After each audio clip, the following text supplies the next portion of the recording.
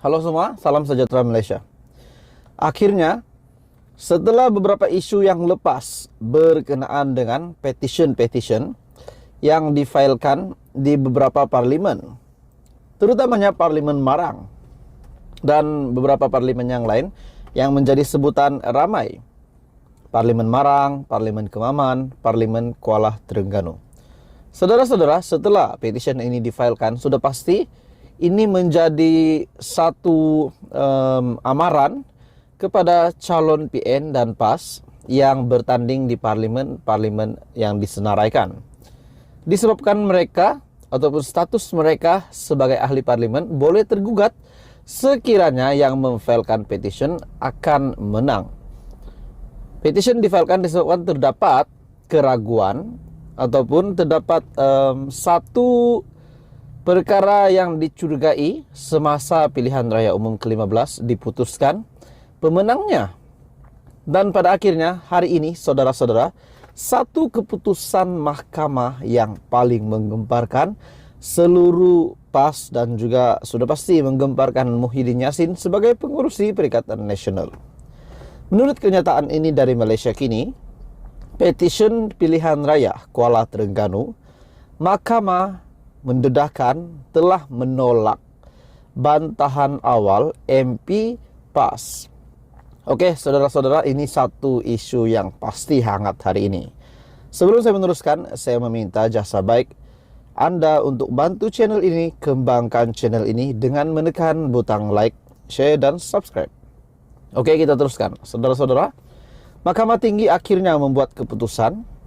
Mahkamah Tinggi di Kuala Terengganu telah menolak bantahan awal Ahli Parlimen Kuala Terengganu Datuk Amzad Hashim terhadap petisi yang difailkan oleh calon Barisan Nasional BN bagi membatalkan kemenangannya pada pilihan raya umum ke-15.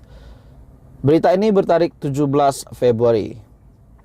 Petisi pilihan raya tersebut difailkan oleh calon Barisan Nasional Datuk Muhammad Zubir Embong. Hakim Datuk Seri Muhammad Firuz Jafril membuat keputusan itu pada prosiding secara dalam talian selepas mempertimbangkan hujahan daripada kedua-dua pihak pada 30 Januari lepas dan juga hujahan bertulis. Mahkamah juga telah menetapkan 20 hari untuk perbicaraan petition itu bermula pada 3 April. Amzad yang diwakili Barisan Peguam Wan Rohimi Wan Daud, Saifuddin Othman, Muhammad Nasir Embong dan Azrul Rizal. Muhammad Zubir yang juga merupakan pempetition pula diwakili oleh Datuk Muhammad Hafarizam Harun, Muhammad Amin Othman, Muhammad Baharudin, Muhammad Arif dan Nur Hazira Abu Hayyan. Pada 3 Januari lepas, UMNO Terengganu telah memfailkan petition untuk membatalkan pilihan raya umum ke-15 keputusan PRU 15 bagi Parlimen Kuala Terengganu di Mahkamah Tinggi di Kuala Terengganu mengikut akta kesalahan pilihan raya. Pengerusi UMNO Terengganu Datuk Seri Ahmad Said dilapor berkata, petition itu difailkan antara lain atas dakwaan PAS menyogok pengundi dengan mengagihkan wang bantuan diberikan kerajaan negeri pada 15 hingga 17 November lepas, yaitu beberapa hari sebelum PRU 15. Jadi saudara-saudara semua, ini satu kejutan besar. Adakah setelah petition pilihan raya Kuala Terengganu, mahkamah yang telah menolak bantahan awal ahli parlimen PAS, MP PAS, adakah ini bermakna satu lagi keputusan pilihan raya umum yang akan dibatalkan? Oke saudara-saudara, dengan pendedahan ini apa komen Anda? Teruskan bersama di dalam channel ini. Jangan lupa tekan butang like, share, dan subscribe. Hai semua, salam sejahtera Malaysia. Saudara-saudara semua, setelah beberapa tuduhan, setelah beberapa tomahan, dakwaan-dakwaan yang diterima oleh pengurusi Perikatan Nasional, yaitu Presiden Bersatu Muhyiddin Yassin. Setelah kita mendengar banyak isu yang dikaitkan dengan nama Presiden Bersatu ini, terutamanya isu dana politik, isu seleweng duit kerajaan, duit rakyat semasa pentadbiran Perikatan Nasional. Dan yang terkini, akaun bersatu yang dibekukan telah menjadi satu isu yang paling disebut ramai hari ini. Akhirnya, setelah isu ini sudah viral di Malaysia, akhirnya SPRM memanggil Muhyiddin. Dan Muhyiddin pun sudah berjumpa dengan SPRM. Dan apa yang berlaku? Akhirnya keputusan akan diumumkan nanti. Kita menunggu keputusan dari SPRM.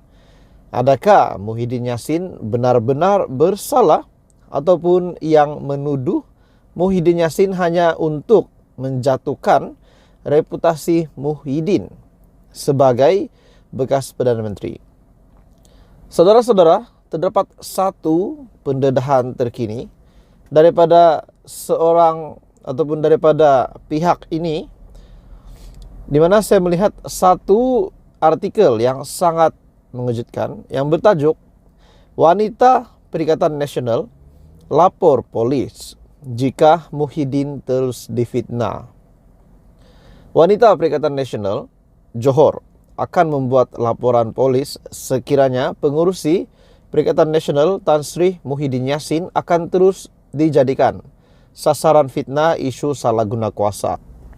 Ketuanya, Datuk Azlinda Abdul Latif berkata, tindakan tersebut akan diselaraskan ke seluruh negara dan gelombang tersebut akan dimulakan di Johor.